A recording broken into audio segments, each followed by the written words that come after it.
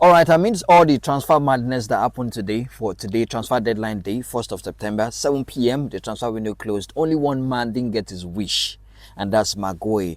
The transfer to Liverpool has been called off by Crystal Palace because they failed to get a replacement for him. They were hoping to sign defender Igor Julio, but that one decided to go to West Ham United, siding against switching to South London.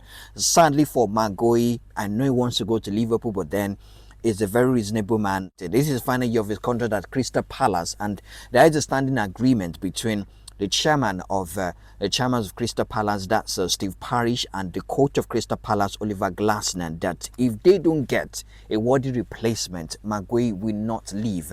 So the problem is, it was down to Crystal Palace choosing to allow MARC GUEHI'S to leave, making the coach of Crystal Palace angry, and making £35 million, and satisfying the coach of Crystal Palace and allowing MARC GUEHI'S to leave on a free transfer next season. So I think they've chosen what is going to suit them. They've chosen to support the coach of Crystal Palace. There's no backing that is better than this, because Crystal Palace have lost £35 million just by not allowing MARC GUEHI'S to leave to Liverpool, and that's down to the conversation, that's down to the agreement MARC GUEHI'S, that's down to the agreement that Oliver Glasner, the coach of Crystal Palace, had with the chairman of Crystal Palace, that's Steve Parish, that only if you're able to get a worthy replacement, then MARC GUEHI'S, the captain of the side, who scored a stunning second goal. We thought that would be his last goal for Crystal Palace, after they went to the Villa Park to defeat Aston Villa 3-0. We thought, okay,